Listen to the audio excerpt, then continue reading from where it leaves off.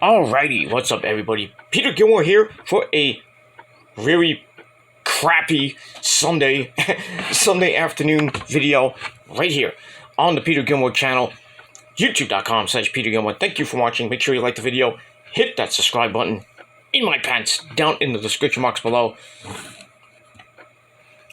and hit that bell, turn on all notifications so you don't miss a goddamn thing. And if you do, well,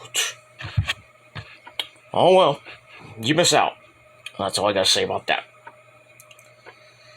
Alright, it's Football Sunday, Week 14 in the National Football League, in the league where they play for pay. Some pretty good games going on right now. The Jets are playing in Buffalo against those Bisons. And right now, they're not doing so good. It's 20-7, but the Jets are starting to drive. Mike White got injured, but then he just came back. So, we'll see what happens with that. Jets are looking for a big win, a big division win to kind of boost their morale and get to those playoffs, which are just a few short weeks away, ladies and gentlemen. So, we got that.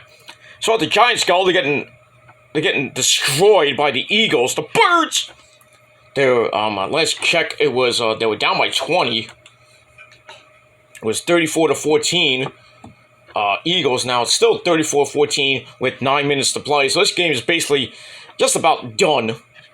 So the Eagles will go to 12-1.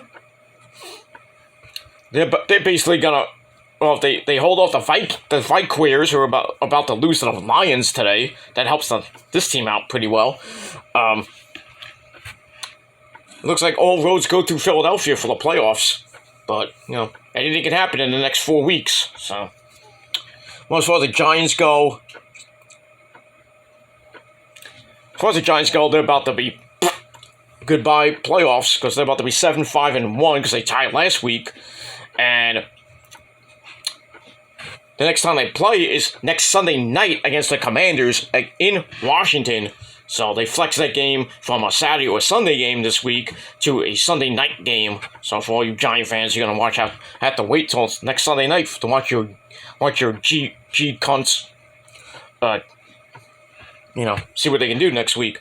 As far as the Niners go, we got the 4 o'clock game, the 4:25 game on Fox in New York. Thank the Lord, finally get to see the Niners on my good old TV, even though I can watch it on the TV anyway when they're not televised. But I got 2 big games this week. Today against the Buccaneers and Brady. That's going to be a big game. No Garoppolo until probably the playoffs at this rate. And we'll see what Brock Purdy does today at home against the Buccaneers. Not going to be easy because it's Brady, you know. So, see what happens with that. And then Thursday night, they go to Seattle. That game's on Amazon Prime. So, those of you who don't have Amazon Prime, you better get it. I get it for free. So it's going to be a pretty big weekend for the Niners today. And then Thursday, a big division game with the Seattle Seahawks. And we'll see what happens. We'll see what happens. That's all I got to say about that. Alright, enough about football. Let's get into some wrestling. Some big wrestling news before we get to the NXT Deadline review. Sasha Banks is done with the WWE, it appears, as she has been announced that she's doing some more New Japan wrestling dates. That's pretty damn good. So, basically, I guess the money situation is done. Sasha's just like, I don't want your money there, Hunter and Stephanie. Hi, Steph. So she's going to greener pastures. She's going to New Japan to face Kairi on probably February the 18th. And possibly AEW is in her future as well. Same thing with Naomi. We still don't know about Naomi yet. So this could be a big, huge pickup for Tony Khan in that women's division, having Sasha and possibly Naomi on the roster.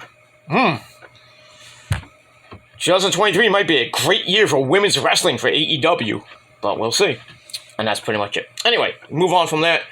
Let's get to your NXT Deadline review. And Deadline last night pretty damn good. I think it was the better of the pay-per-views last night between Final Battle, which you can watch a video ago. So watch that on this channel, my Final Battle review, right before this one. But Deadline was pretty damn, I think it was the best pay-per-view of the night. Lots of surprises, lots of things happening. Let's get to it. So we started off the night, and we're from the Capitol Wrestling Center in Orlando, Florida, at Nickelodeon Studios with that creepy idiot Vic Joseph and Booker T. Sucker on commentary. So we started off with our first match of the night. We only have 5 matches, but most of the matches, most of the night was just basically the men's and women's Iron Survivor match, which took basically half the show. So we started off with our first match, the women's Iron Survivor match, where we had Rok-C, Zoe Stark, Kiana James, Indy Hartwell, and Corey Jade. So it started off with 2 women, and then every 5 minutes, the other 3 women will be in. So at the 15-minute mark, the official match, well, it starts, and anybody who gets pinned has to go in the penalty box for a minute and a half. So basically, the Queen of the Mountain, King of the Mountain match, just without the ladders and the belt. Nice job, Jeremy Bart ass. Giving that idea to, Shawn Michaels and Hunter. So anyway, match was pretty decent, wasn't great. So it starts off with Zoe Stark getting the first official pin. At about 9.5 minutes, she pins, who's she pinned? She pins Rok-C, so Rok-C has to go to the penalty box. So after that, Rok-C comes out after the 1.5 minute penalty. And then Corey Jade gets the win after Rok-C tries for Pop Rocks on Kiana James. Corey Jade broke that up, and she hits. Corey Jade. Let me take that back. Rok-C hits Pop Rocks on Kiana James, but then Corey Jade stole the pin. So Corey Jade gets a pin at 12.5 minutes. And then we get the showdown between Corey Jade and Rok-C. And that goes on for a little bit. And then Indy Hartwell comes out, and then she gets a pin as she pins, Indy gets the win. Who the fans were loving. They wanted really Indy to win. I thought she was gonna, either her or Rok-C was gonna win this match. But anyway, she gets a pin at 16 minutes officially. So we have Zoe, Indy, and Corey Jade at 1 fall apiece with 9 minutes to go. And then about 2.5 minutes later, Rok-C gets a pin as she rolls up Zoe Stark. So everybody has a pin except for Kiana James. Forget that. And then right near the end, with about 1.5 minutes left, everybody gets knocked down. And then we see the referee talking to Rok-C saying, "You better get the win here." Then we get a big dive by Rok-C, takes Indy down. Zoe, and it's like everybody down but Zoe. And then we had a whole big brawl on the outside. We get back in. Rok-C hits Pop Rocks on Corey Jade with about 1:58 left. So she goes up 2. She gets another pin. So he gets two falls, or 2 pins, 2 points, whatever you want to call it. And then everybody's trying to frantically get a pin. We got a Super Spanish Fly by Zoe, by Kiana James on Zoe. And then Corey Jade tries for the cover, but somehow Kiana James kicked out. And then DDT's Rok-C goes for the cover, gets the pin, but the time expired. And Rok-C gets the win, I should say, and is the new #1 contender to Mandy Rose's title. They show Mandy and Gigi and JC looking so fucking fine in the Toxic Lounge. So Rok-C gets the win. Match I gave 3.25 out of 5 stars. So Rok-C and Mandy get to do it again whenever that match happens. Probably, I would think, at New Year's Evil, January the 3rd. But we shall see what happens Tuesday night on the program. But pretty interesting match, you know. These Iron Survivor matches were pretty exciting, not great as the King of the Mountain match in Impact, but still. Inventive from NXT, WWE, whatever you want to call it. But still, pretty good match. Rok-C gets the win. Booker T's crying like a little bitch. And that's pretty much it. Quick football score. Bills just got another field goal. It is now 20-7 Bills with like about 7 minutes left. The Giants about fumble. And the Eagles got the ball back. 5.5 minutes left. Eagles are about to just win this game. They're up 41-14 right now. They're just mopping the floor with the Giants, with the G-cunts. So, bye-bye, so long, farewell to you. If the playoffs started today, the Niners would place the Giants in Santa Clara. And the Giants, the way they're looking, they would get blown out. I don't care if Brock Purdy is the quarterback. They would get blown out.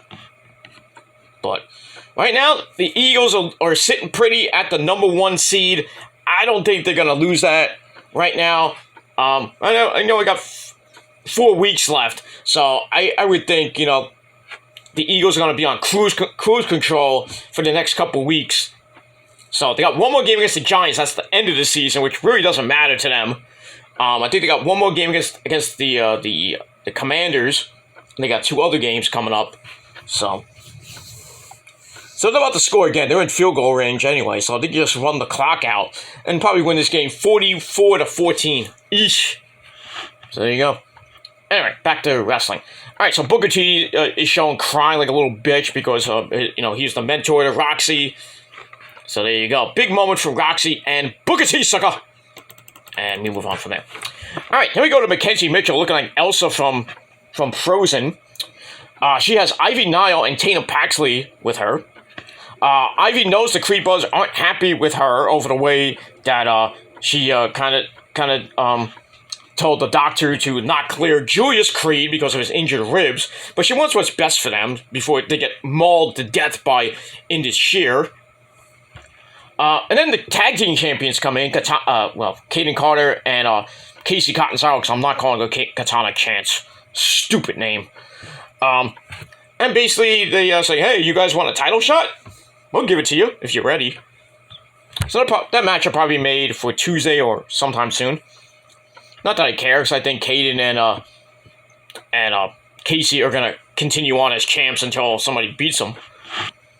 And that's pretty much it. Let me move on. Alright, then we get a video, a hype video for Isla Dawn and Alba Fire. So this is a NXT UK rematch. Alba Fire, Kaylee Ray at the time, had the NXT UK title for a very long time. But before that, she debuted and cost Kaylee Ray the women's title in that last woman standing match a couple weeks ago. So Alba Fire is looking for revenge. So we get this match. Match was pretty damn interesting, and I actually enjoyed it, which is sad, but it is what it is. So they kind of went back and forth. Isla hits a top rope Meteora for a near fall. Somebody's been watching Sasha Banks tapes. Alba Fire sends her to the outside, hits a big dive. Then she fights back, hits the KLR bomb, the gory bomb, on the floor. Ow! And then they go back in, and Issa's like staring like, I'm a witch. Stares at Kaylee Ray. That earns Isla a big hard plant right in the middle of the ring. Then the Swanton bomb. And then the referee just starts going, starts convulsing, and spits up black goo. I'm having visions of freaking the Ultimate Warrior puking after his match with what's his name, Papa Shango back in the late 80s. He's gonna puke! So basically, the referee puked black goo, and look, Isla might have possessed him or something like that. Albert drops Isla again for a near fall as another referee came out, but then Isla sends Albert Fire into the turnbuckle. Then she hits the reverse DDT, the Scorpion Death Drop. 1, 2, 3. Isla Dawn gets the win. 2-0, baby. So Isla Dawn gets the win in almost 10 minutes. So creepy chicanery from the witch, Isla Dawn. So there you go. She's like the female Undertaker, possessing people and making them puke or something like that. Like remember when the Undertaker possessed Josh Matthews? He's like convulsing and he turned into the Undertaker. And he started talking like him. I was like, what? So yeah, so Isla Dawn is kind of like the female version of the Undertaker. But not as the GOAT, you know. She's not a GOAT like the Undertaker is, because as we all know, the Undertaker is the GOAT of all GOATs. And the Eagles just scored another goddamn touchdown. 48-14. Oh, God. I hate to face the freaking Eagles in the playoffs. If it's the Niners, if the Niners get to the NFC title game, we face the Eagles in Philly. As much as I love our chances, if Jimmy comes back, that would really help. But if it's Brock Purdy against the Eagles defense, forget it. And with our shaky secondary, it'll be tough. It'll be tough. But I have faith that the Niners will get to the NFC title game, go to the Super Bowl. But we hope. We'll see. We got a long way to go before the playoffs. But we'll move on from there. Alright, so Isla Dawn gets the win, and the match I gave 3 out of 5 stars. That's pretty much it. Alright, let's get my notes here. Alright, there we get a video from the New Day of they're impressed with the Yes Boys coming over to NXT, dominating, but now it's their time to shine and become Triple Crown champions, or the Grand Slam champions. So we got that. So we get the match number 3 for the NXT Tag Team titles. We have the New Day against the Yes Boys, who come out in their sexy Santa outfits. Their fit is so good. I like to go where they go to get their clothes. You know what I mean? Because they have good fit, if you know what I mean. I don't know if they go to the Men's Warehouse, because when you go to the Men's Warehouse, you're going to like the way you look, and I guarantee that. I know Seth Rollins goes there, but I don't know about Pretty Deadly. Where they go, I like to know their tailor. You know, a few werewolves of wrestling. I like to meet his tailor. I saw a werewolf going to a Chinese restaurant. His hair was perfect. If you don't like Warren Zevon, I fucking hate you. Werewolves of Wrestling. Back in 1980-something. Anyway, so we have this match. This match was pretty damn funny and good. I hated the ending, by the way, but still. Back and forth they went. Then they did probably the best spot of the night, where the Yes Boys are trying to hit the New Day with the belts, and then everybody takes a belt, and they start doing the Eddie Guerrero thing. In his last match with Mr. Anderson, and they grab the belt like, oh shit, and they fall down. Everybody falls down. The referee's was distracted with Kofi, and then Kofi gets the belt and he drops and he gives it, I think Kit Wilson, and then he falls down, and then Wilson's like, oh, I got the belt, and the referee's about to turn around, and then he just flops. It was funny. The fans are going nuts. Eddie, and I'm like, oh man, did you like that, Eddie? Oh, I thought that was very funny, but why are they doing that stuff to me? I don't understand. Pero I don't know. I guess they gave tribute to you, Eddie. I mean, you were the innovator of that. Yeah, but why are they doing it so stupidly? I don't understand, Pero. I don't know, Eddie. I don't know. Go figure that one out. But it was funny, and the fans got into it. So that's got that. But we get near the end of the match, and we actually get a real belt shot by, I think it was Kit Wilson on Xavier Woods. And Woods kicks out. And the champs are all pissed. I'm pissed. I'm like, end these guys already. And then Kofi hits Trouble in Paradise, drops Kick Wilson, and then they hit the Midnight Hour. 1, 2, fucking goddamn 3. Fuck! So the New Day become the Grand Slam champions at 14 minutes. So there you go. So the match was pretty damn funny. I gave it 3.5 out of 5 stars anyway, but not too happy with the New Day becoming NXT Tag Team Champions right before the Usos. But I can bet you the Usos are really pissed. They're like, oh, we're gonna go to NXT and we're gonna beat the New Day. That would be funny.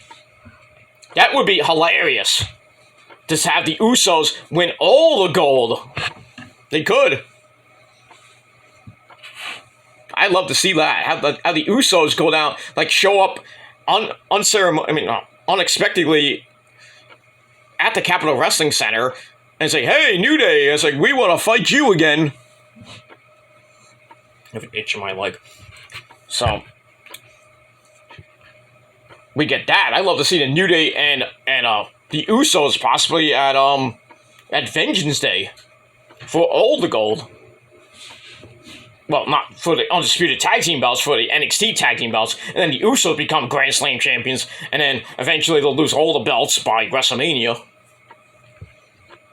But I don't know. We'll see what happens with that. But hey, congratulations to the New Day. Grand Slam champions. I don't think they're gonna hold those belts for long. I think Pretty Deadly will get it right back, or they're gonna give it to Indus Sher. But we'll see. We shall see what happens with that. Then we move on from there. So, like I said, 3.5 out of 5 stars for that. And we move on from there. Alright, on January the 10th, which is the week after New Year's Evil, we're getting a countdown to the New Year. I have no idea what that is. Why would you have something called Countdown to the New Year on January the 10th? So I don't know what this is. If somebody can tell me in the comments, let me know. I think it's a countdown to Vengeance Day. That's what I think. Or I think it's like the 1 year anniversary of, I don't know what it is. I care less. All right, let me move on.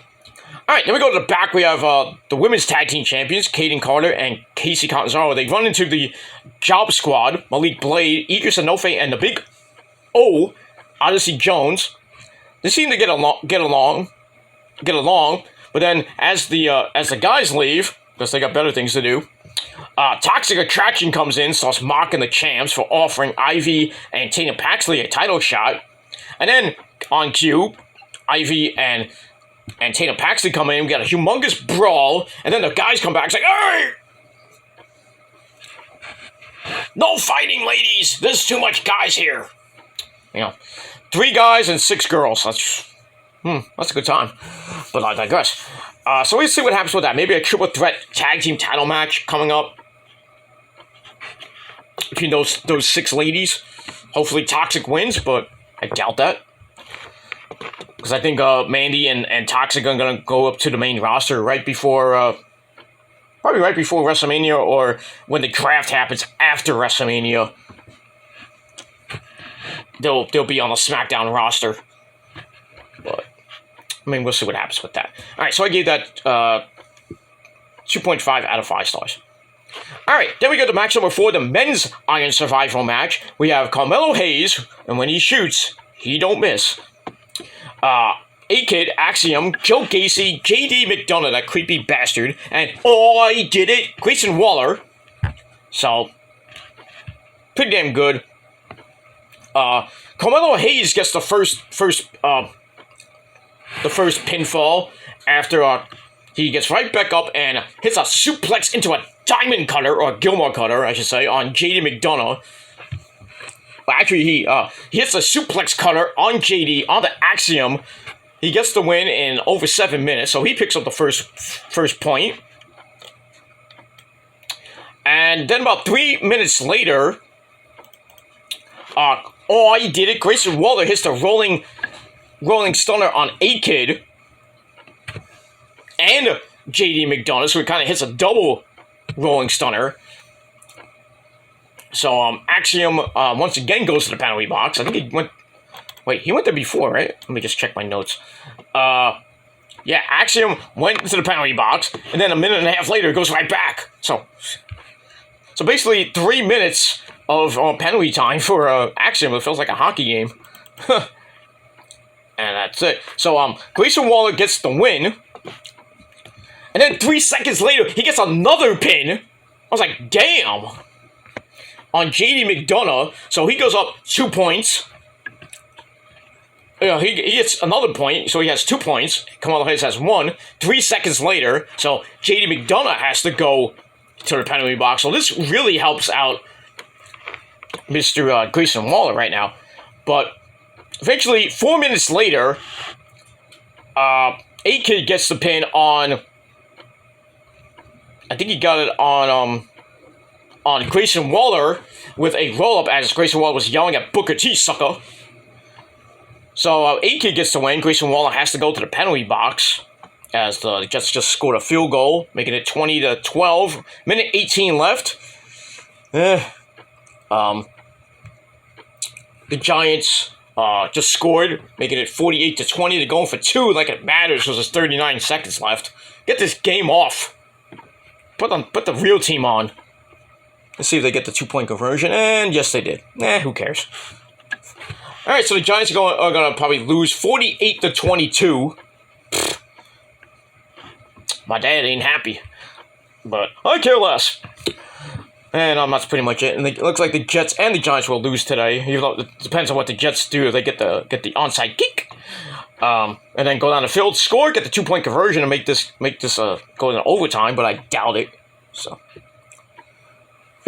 Dallas is about to lose the fucking Texans. 46 seconds left. 23-20. So, well, I think if Dallas wins, I think the Eagles at least clinch a playoff spot. But it is what it is. All right, back to wrestling. I'm going back and forth, so I apologize. All right, so AK got the win. And 4 minutes later. And then 6 seconds later, he gets another pin. So he basically does what Grayson Waller just did. Picks up 2 pins in the span of like 5 seconds. So A-Kid hits the golden ratio on JD McDonough 6 seconds later. So he gets 2 points. And then almost 2 minutes later, Joe Gacy finally gets a pin as he locks in the Rings of Saturn on A-Kid. Damn, A-Kid, you've been in that penalty box too long. And he gets that. And then he picks up another pin almost a minute later with the upside down. I think that's that lariat he hits. So everybody has 2 points except for Carmelo Hayes, who has 1 point. JD McDonough has nothing. So, and we're about 7.5 minutes left of the match. And then about 2 minutes later, Carmelo Hayes comes back, locks in the crossface on Grayson Waller, who taps out. So Carmelo Hayes picks up another point, making it 2 points apiece. And JD McDonough, you better get 2 points to make this go to overtime. But after that, it goes back and forth. Hayes hits a code breaker on Gacy, but McDonough sends Hayes into the corner with a minute left. A-Kid springboard flipping dippity-dippity-doo DDT hits McDonough, and then Carmelo adds a top rope axe kick, and he was about to win the match with like 27 seconds left, but Grayson Waller made the save, and he steals a pin on Axiom, and he wins the match as he gets 3 points. And that's pretty much it. So everybody's trying to pin, everybody's trying to get a pin. AK was in the penalty box. So Gacy and Hayes were trying to get the pin on Grayson Waller, but Grayson escapes as time expired. And then Vic Joe's like, oh, we're never going to hit the end of this. Yeah, especially on Instagram. So we get that. So pretty good match. I also gave 3.25 out of 5 stars. So Grayson Waller is the new #1 contender, and he will face Braun Breaker or Apollo Crews for the NXT title. And that's pretty much it. Alright, then we got Drew Gulak, who appeared on Tuesday night. He's here to live up to his potential, and if he sees someone who catches his eye, there's going to be strict in numbers, so maybe get another catch point reunion, maybe. Well, not a new version, maybe. Damon Kemp comes up to talk about facing Duke Hudson on Tuesday night. A boring as fuck match. Gulak doesn't seem impressed and politely says, I'm out of here. Oh, well. So we get that. So I give that 2.25 out of 5 stars. All right. Quickly, we get to the main event. Apollo Crews and Braun Breaker. Pretty good back and forth match. One point in the match, Apollo's eye starts bugging out. We get a close-up of it. It looks disgusting. They slug it out. Apollo gets the better of it. Fires off some kicks. Breaker slips out of a slam. Hits the spear. 1, 2, 3. Braun Breaker retains the NXT World Title. Almost 14 and a half minute match. And I gave that 3.25 out of 5 stars. And then after that, Braun Breaker's posing. I thought the pay-per-view was going to go off the air. But then, I did it. Grayson Waller comes in, hits the rolling stunner on Braun Breaker. Then he holds up the title. And then the pay-per-view ends. And that's pretty much it. So there you go. So that's going to be your lead into probably New Year's Evil coming up in a couple of weeks. So you got Braun Breaker and Grayson Waller for the NXT title. Then you got Mandy Rose and Rok-C for the women's title. And then we'll see what happens with the New Day with the tag team belts. And, Wes Lee probably going against Dijak for the North American title. And then you got Tony D waiting in the wings. And you got that. And you got Casey Catanzaro and Kaden Carter against probably Ivy and Tatum and Toxic Attraction for the women's tag team belts. So we got a lot of stuff going on with NXT over the next couple weeks as we roll into 2023. And that's pretty much it. All right. I'm out of here. Thank you for watching. I'm getting ready for the Niners game. Probably later on tonight, I'll do SmackDown and Rampage. Not together, obviously. I'll do 2 videos separately for SmackDown and Rampage. Get done with the week. And then probably Monday night, late Monday night, or sometime Tuesday, I will do my Monday Night Raw review. And we'll get all that. We start a new week. And we're getting closer and closer to the greatest day in the world, ladies and gentlemen. We are 13 days away. Can't wait for that. It's going to be amazing. And then 2 weeks away from Christmas. And that's pretty much it. All right, so NXT Deadline gets 7.5 out of 5 stars. Final Battle, I gave 7 out of 10. So, but NXT Deadline was the better pay-per-view of last night. And we'll see what happens as we roll on. All right, I'm out of here. Thanks for watching, everybody. Peter Gunn was signing off. If you're not down with that, well, fuck you, man. And I'll see you guys next time. Peace, bitches. Go Niners.